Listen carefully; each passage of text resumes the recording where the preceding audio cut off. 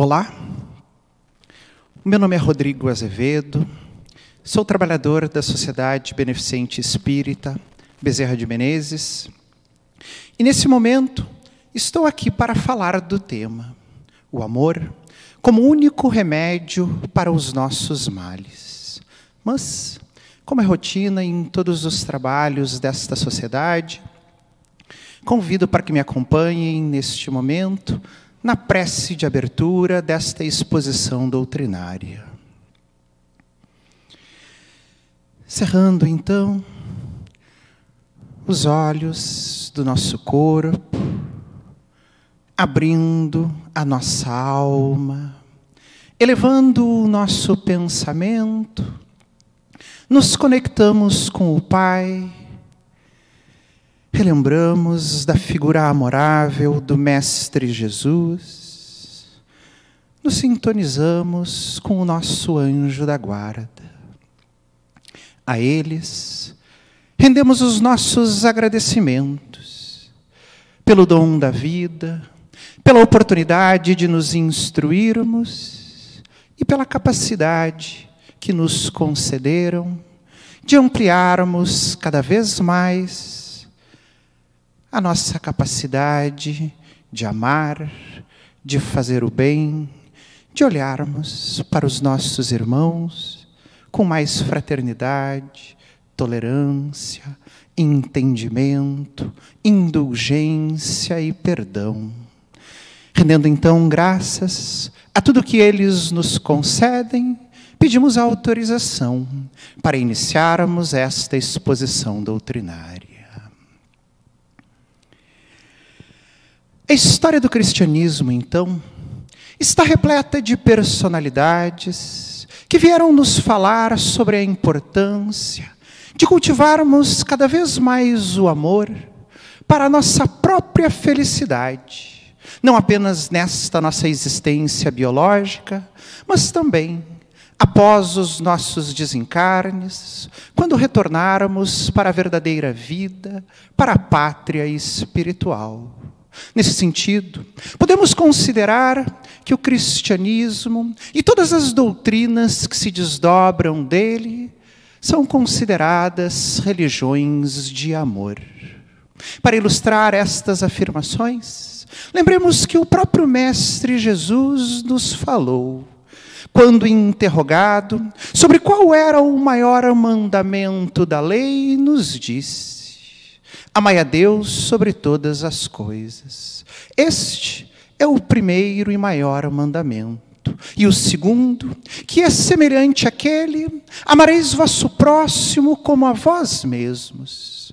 Toda a lei e todos os profetas estão contidos nesses dois ensinamentos. O Evangelho segundo o Espiritismo nos conta que João, também conhecido como o evangelista, quando o curso da enfermidade e as doenças e a velhice do corpo interromperam as suas pregações, não parava de falar: meus filhinhos, amai-vos uns aos outros. Em linguagem poética, Paulo, também conhecido como o apóstolo dos gentios, em carta destinada aos coríntios, registrou: ainda que eu falasse a língua dos homens e falasse a língua dos anjos, sem amor eu nada seria. Ainda que eu tivesse o dom da profecia e conhecesse todos os mistérios e todas as ciências, ainda que eu tivesse a fé a ponto de transportar montanhas, sem amor eu nada seria. Ainda que distribuísse todos os meus bens para alimentar os pobres, e ainda que entregasse o meu corpo para ser queimado, sem amor eu nada seria. Nos dias de hoje, a doutrina espírita nos convida: espíritas, amai-vos, eis o primeiro ensinamento. Instruí-vos, eis o segundo ensinamento. Todas as verdades, nos afirma o Espiritismo, estão contidas no cristianismo. Amparados por todos esses convites ao amor que nós temos recebido há mais de 2000 anos, nós somos convidados então a pensar. Porque o amor tem sido declamado, tem sido contado, tem sido mencionado como este elemento, sentimento, prática, energia, que condensa e reúne todas as aspirações e todas as revelações sobre-humanas. Mas, para que possamos compreender essa importância nas nossas vidas, nas nossas existências, temos antes que tentar compreender, segundo o nosso nível de entendimento, afinal de contas, o que é o amor? Como podemos caracterizá-lo? Como podemos entendê-lo? E aí, nós lembramos então de São Vicente de Paulo, que lá, em uma das suas instruções contidas no Livro dos Espíritos, escreve que a lei de amor é a lei de atração para os seres vivos. A lei de atração é a lei de atração, desculpem, é a lei de amor que rege todos os elementos inorgânicos do universo. Em sentido muito próximo a esse, no Evangelho segundo o Espiritismo, podemos ler que a lei de amor supera a personalidade pela fusão de todos os seres. No livro A Boa Nova, Humberto de Campos menciona, nos conta, que Jesus, em conversa privada com Pedro, teria dito ao apóstolo que o ato de dar é a essência da vida. Sustentados, então, por todos estes elementos que tentam nos contar, nos descrever o que é o amor, poderíamos então definir o amor como o conjunto de forças que regem o universo e que estão presentes em absolutamente todos os elementos e em todos os seres que existem, que nos impelem, que nos impulsionam a permanentemente buscarmos nos unir, nos integrar aos outros elementos, aos outros seres que existem na nossa criação do Pai de infinito amor. Desta forma, então, podemos considerar o amor como um conjunto de forças que regem o universo e que regem a natureza e que permanentemente buscam integrar, unir absolutamente tudo o que existe.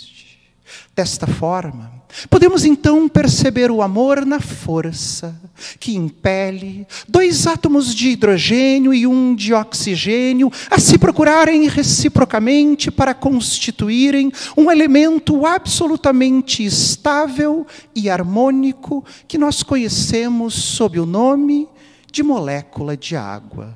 Podemos perceber também o amor na força, na energia que impele a luz solar a se propagar em todas as direções do universo infinito para possibilitar que a vida surja com toda a força no nosso planeta e em outros lugares.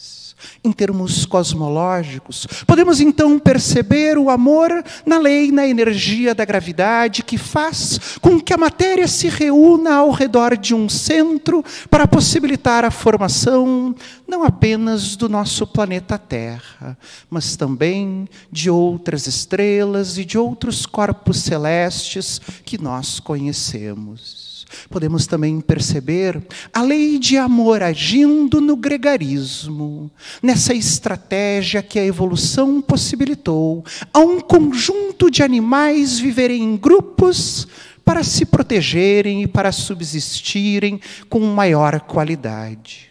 Podemos ainda perceber o amor na lei de comércio, em termos econômicos, que faz com que os povos se procurem reciprocamente para obterem uns dos outros tudo aquilo que é indispensável para a sua própria subsistência e também para potencializar a nossa qualidade de vida, o nosso desenvolvimento humano, o nosso desenvolvimento moral e o nosso desenvolvimento intelectual. Percebemos, então, de maneira afetiva, o amor agindo, no carinho, no cuidado, que os pais têm para com os seus filhos, para lhes dar amor, para lhes dar carinho, para possibilitar que estas jovens gerações também cresçam e também se desenvolvam.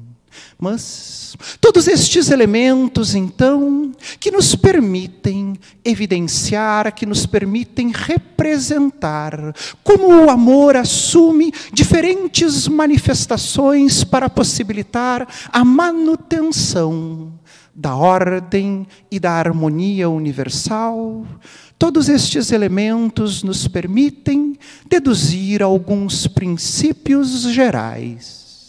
O primeiro destes princípios nos faz lembrar que se absolutamente todos os elementos de um simples átomo, a maior das estrelas, têm importância para a manutenção do equilíbrio universal, nós somos convidados a refletir sobre a veracidade do ensinamento de Jesus, de que o Pai nos ama a todos nós, de que o Pai ama a cada uma das suas criaturas. Porque se absolutamente todos os elementos, cada um de nós, é indispensável para a harmonia coletiva, o Pai ama a cada um de nós. Mas os elementos mencionados, os exemplos anteriormente citados, também nos permitem compreender que a interdependência é uma lei que rege absolutamente toda a natureza que nós conhecemos e todo o universo que foi criado por Deus. Desdobrando estes dois princípios que nos falam sobre a importância de cada coisa que existe e também da interdependência que rege o universo, nós somos convidados a perceber que absolutamente todos os elementos, todos os seres, são impulsionados por forças que permanentemente os fazem entrar em conexão com outros seres e com outros elementos, não apenas para a manutenção da ordem universal, mas também somos convidados a perceber que a harmonia individual de cada ser, de cada elemento que existe no universo, apenas se mantém, apenas é alcançada quando nós estamos em inter-relação com outros seres e com outros elementos. A partir destes princípios, então, gerais, que regem o universo, nós podemos facilmente compreender os principais ensinamentos que Jesus veio nos trazer há mais de 2000 anos. Se todos os elementos têm a sua importância para a harmonia individual, é evidente, então, que o Pai ama a cada um de nós. Mas, se todos os elementos também, para estarem em harmonia, precisam estar em inter-relação e interconexão com outros seres e com outros elementos, nós também podemos facilmente compreender porque Jesus nos convidou a nos amarmos reciprocamente. Eis, então, que destes ensinamentos do Mestre, somos convidados a perceber a importância do amor em diferentes perspectivas, em diferentes níveis das nossas próprias existências. O amor é, então, indispensável para a harmonia da humanidade, porque cada povo apenas encontra a paz, a sua harmonia, a sua ordem interna quando, por meio das relações comerciais, estabelece trocas recíprocas, trocas harmônicas, trocas justas com outros povos. Nesse sentido, somos convidados a pensar O que são as guerras, senão o desejo, a pretensão de um povo, de maneira unilateral, a buscar se apropriar, a buscar impor aos outros povos aquilo que necessita ou as suas próprias compreensões. Somos também convidados a perceber a importância do amor para a harmonia interna de cada povo, de cada população, de cada país que existe em todo o planeta Terra. Nesse sentido, poderíamos pensar: de onde nasce a miséria? De onde nascem as desigualdades? De onde nasce a fome, senão do nosso desejo de buscarmos nos apropriar, de buscarmos reter para nós mesmos aquele conjunto de riquezas que seriam indispensáveis, se bem distribuídas, para a manutenção da ordem, da harmonia e da justiça interna de um determinado país? Percebemos então também a importância do amor para a paz, para a harmonia, dentro de um lar, dentro das nossas próprias casas. Porque a paz nas nossas casas apenas se estabelece quando nós respeitamos as outras pessoas que convivem conosco como pessoas tão importantes quanto nós mesmos, e quando também nós fazemos a nossa parte, nós nos doamos de acordo com as nossas potencialidades, com as nossas capacidades, para que a ordem, a arrumação, a harmonia dentro da nossa casa possa se estabelecer. Mas todos estes elementos também nos permitem compreender a importância do amor para cada um de nós. Atualmente, a psiquiatria, a psicologia já nos trazem evidências de que a maior parte dos nossos sofrimentos mentais se estabelecem como consequências dos sentimentos de culpa, da baixa autoestima, em síntese, elementos todos que estão relacionados com a falta de amor a nós mesmos. Da mesma forma, a medicina hoje já nos traz um conjunto de evidências que, quando nós cultivamos, consciente ou inconscientemente, a raiva, o ódio e um conjunto de outras emoções destrutivas, como a falta de perdão, como o rancor, que estes sentimentos todos, quando cultivados por um período demasiadamente longo, eles afetam o funcionamento do nosso sistema imunológico e nos predispõem, então, ao desenvolvimento de um conjunto de doenças e de um conjunto de patologias.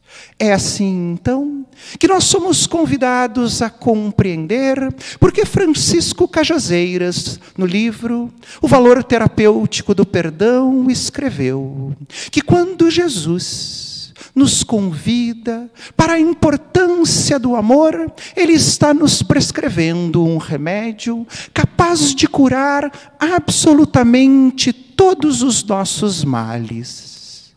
E esta afirmação, então, de Francisco Cajazeiras, nos faz também compreender porque, assim como o amor tem sido exaltado como este elemento, como este remédio, capaz de curar todos os nossos males, todas as nossas doenças, tanto individuais como coletivas, porque também nós somos convidados a tentar superar dentro de nós mesmos o orgulho e o egoísmo. Contrariamente ao amor, o que é o egoísmo, senão a nossa prática ou sentimento que nos leva não a nos integrarmos, não a nos unirmos, mas a buscarmos a reter tudo aquilo que nós dispomos para nós mesmos. E da mesma forma, o que é o orgulho, senão a prática ou o sentimento que fazem com que frequentemente nós nos consideremos mais importantes do que as outras pessoas, do que os outros animais, do que outros elementos que existem no universo e, portanto, nos levam a compreender que nós não precisamos nos doar às outras pessoas, mas ao contrário, que nós temos o direito de simplesmente viver recebendo tudo que os outros têm para nos doar, sem absolutamente darmos nada em troca, sem estabelecermos relações de reciprocidade. Mas este amor, que atinge a sua plenitude nos espíritos mais evoluídos, nos espíritos puros, não é obra que cada um de nós consegue desenvolver, consegue construir em si mesmo, em apenas uma encarnação, em apenas uma existência biológica. Trata-se a construção, o desenvolvimento do amor em nós mesmos, de obra, que nós somos convidados a construir, a desenvolver, ao longo de um conjunto de encarnações, de um conjunto de existências biológicas, e que nos leva do máximo egocentrismo até esta capacidade que nós percebemos nos espíritos mais evoluídos, nos espíritos puros, de darem, sem esperar receber absolutamente nada em troca. Mas, como então realizar este percurso? Como nos mantermos em harmonia com as leis divinas, com as leis que regem o universo, enquanto não desenvolvemos em nós mesmos este amor que dá sem nada esperar em troca? Aí, nós somos convidados a lembrar, mais uma vez, daquele que Jesus afirmou como sendo o maior e o primeiro dos mandamentos da lei do Pai.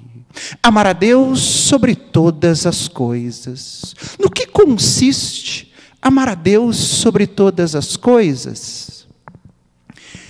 De maneira alguma consiste em abdicarmos, em abrirmos mão das nossas compreensões, dos nossos objetivos, das nossas metas existenciais. Mas todos nós sabemos que ao longo das nossas existências, nós somos convidados a experimentar, a vivenciar um conjunto de situações que não correspondem às nossas expectativas. Por vezes, gostaríamos de um trabalho melhor. Gostaríamos de um trabalho que nos rendesse uma melhor condição financeira. No entanto, por mais que nos esforcemos, por mais que estudemos, a vida não corresponde às nossas expectativas.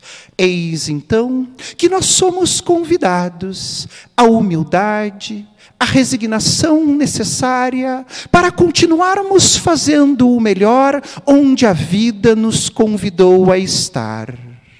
Por vezes também, por mais que amemos as outras pessoas, somos convidados a compreender que a morte, que a desencarnação é uma lei natural e que alcança a todos os seres vivos, aqueles que nós não conhecemos, mas também aqueles seres a quem nós tanto amamos. Além do luto, que absolutamente nós percebermos, nós vivenciarmos após a morte de uma pessoa a quem muito nós amamos, por vezes nós nos estendemos na falta de aceitação, na revolta contra o Pai que nos levou, que nos separou provisoriamente de uma pessoa a quem muito nós amamos. Eis então que amar a Deus sobre todas as coisas é aceitar todas estas leis que regem as nossas existências como leis que nós precisamos compreender e continuarmos vivendo, continuarmos fazendo o nosso melhor, mesmo quando as situações não acontecem segundo a nossa vontade. Para nos ajudar, então, neste propósito, vamos finalizar esta exposição com algumas reflexões que o Espírito Hamed nos proporciona ou compartilha conosco no livro Renovando Atitudes. Para sermos amados, não precisamos transparecer perfeição para as outras pessoas, nem contarmos vantagens a respeito de nós mesmos. Porque cada um de nós será amado, não por aquilo que parece ser, mas por aquilo que efetivamente nós somos. Amar também não consiste em sempre dizer sim, em sempre satisfazer a vontade das outras pessoas, abrindo mão das nossas próprias opiniões, abrindo mão das nossas próprias vontades. Porque abster-se, abdicar de si mesmo, gera um conjunto de frustrações no nosso mundo íntimo e, frequentemente, estas frustrações são as responsáveis pelo término dos nossos próprios relacionamentos. Da mesma forma, amar não significa querer controlar ou compreender-se proprietário das outras pessoas, porque todo o sentimento de controle não nasce do amor, mas das nossas inseguranças e dos nossos medos. Portanto, no nosso atual estágio evolutivo, amar, segundo o Espírito Hamed, na verdade, é dar primeiro amor para si mesmo. Porque quando nós administramos as nossas necessidades e as nossas carências, suprindo autonomamente aquilo que nós mesmos necessitamos, nós encontramos maior disponibilidade para compartilharmos, para darmos para as outras pessoas tudo aquilo que nós dispomos de melhor, sem esperar que elas nos concedam absolutamente nada em troca. Então, amar para o Espírito Hamed é dar para nós mesmos e para as outras pessoas tudo aquilo que nós dispomos de melhor, sem esperar recompensas, porque as nossas recompensas virão da vida quando Deus compreender que chegou o nosso momento de desfrutarmos de tudo aquilo que nós almejamos para a nossa própria felicidade.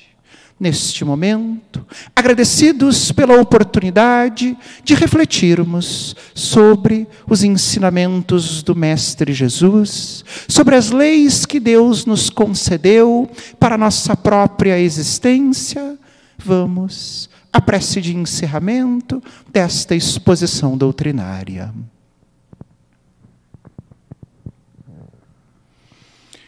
Uma vez mais, Pai, Mestre Jesus, os nossos anjos da guarda, muito obrigado. Muito obrigado por absolutamente tudo o que vocês nos concedem. Do ar que respiramos, aos ensinamentos que grandes mestres, que grandes personalidades, que espíritos evoluídos vêm aqui compartilhar conosco. Obrigado também pela paz, pela harmonia, pela felicidade que vocês nos proporcionam sentirmos dentro de nós mesmos.